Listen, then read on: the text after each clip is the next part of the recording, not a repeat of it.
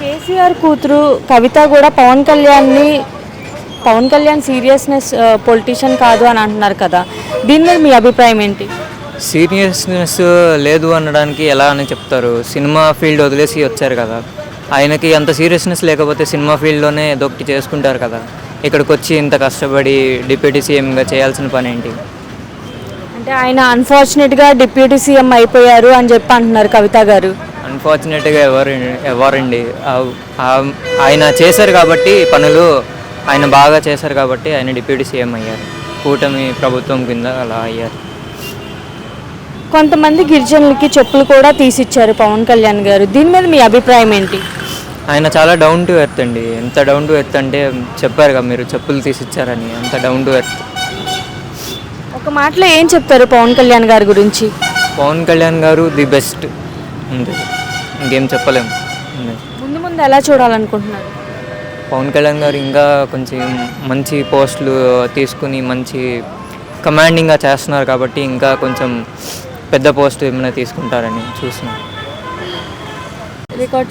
Request మేము బాగానే ఉంది, చంద్రబాబు పరిపాలన బాగానే, కూటమి బాగానే ఉంది, దానికైతే ఓకే.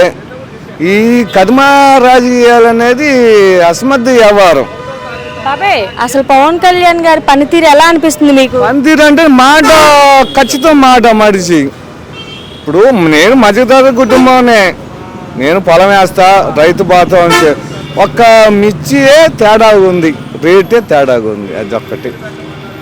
ఇలా కూలి 500 రూపాయలు కూలి ఎట్ట చేయాలా? ఇప్పుడు కూలికన్నా వస్తాయా? ఇప్పుడు రేటు చూస్తేనో 12,000 13,000 అమ్ముతుంది మిర్చి కింట.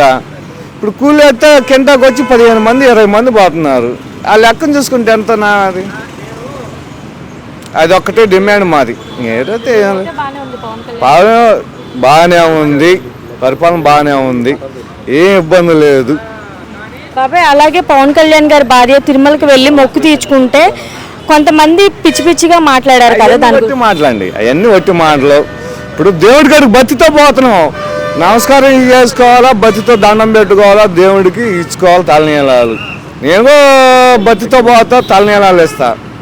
అదే దేవుడికి, ఎవరికైనా దేవుడేనమ్మా. ఇవన్నీ పిచ్చి కామెంట్లు, చెయ్యింది చేసేది ఇవన్నీ కామెంట్లు, అవి పనికి రాకూడదు. అది అలాగే కేసీఆర్ కూతురు ఉంది కదా కవిత గారు, పవన్ కళ్యాణ్, అది తెలంగాణ ఏరియా, మనదేంది కాదు కదా. తెలంగాణ ఏరియా మనకెందుకు?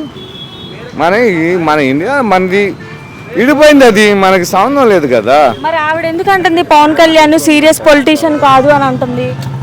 అవన్నీ కామెంట్స్ తెలియదు. ఇప్పుడు రోజా ఉంది, ఒకప్పుడు సినిమా తీసింది, ఇప్పుడు రాజకీయంలోకి వచ్చినాక, జగన్ కాడికి వచ్చినాక మా జగన్ అన్నాడు. ఏముంది? ఇప్పుడు 11 సీట్లతో వచ్చాను, ఇప్పుడు అసెంబ్లీలో కూడా పోలేవు కాను. నువ్వు చేసే పనులు అచీవ్మెంట్ ఇవి.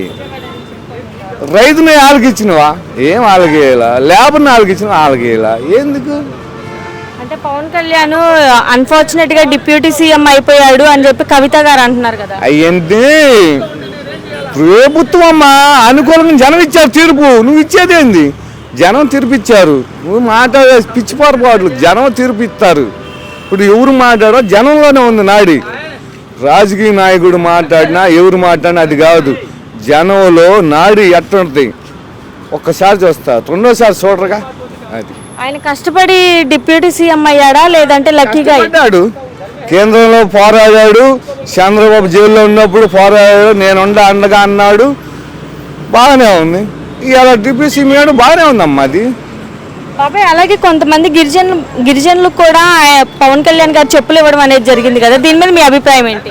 చెప్పులు ఇవ్వడం నావేనమ్మా. ఇప్పుడు నాకు చెప్పులు లేవు, పోతున్నా చూస్తున్నాడు రోడ్డు మీద, ఏందండి అన్నాడు, చెప్పులు లేవండి అన్నాడు. కొనుక్కొచ్చి ఇచ్చే తప్పు ఏముంది? తప్పు కాదు, అది ఏవో కామెంట్లు పెట్టడమే తప్పితే ఏముండదు ఆడ. తప్పు కాదమ్మా అది, చెప్పులు ఇవ్వడం తప్పు కాదు, రైట్, అది మంచి పనే. ఒక మాటలో ఏం చెప్తావు బాబాయ్ పవన్ కళ్యాణ్ గారి గురించి? పరిపాలన బాగుంది, పవన్ కళ్యాణ్ది తేడా లేదు, మాట ఖచ్చితం, సీఎం మాట ఖచ్చితం. ఓకేనా? ఇంతవరకైతే ఓకే. జగన్ అనేది తీసేయి, అవి మనకొద్దు, పరిపాలనలో లేడు కదా. అవన్నీ వద్దు. ఇప్పుడు మనకు కావాల్సిన చంద్రబాబు, పవన్ కళ్యాణ్ మనకు కావాలా, పరిపాలన బాగుంది.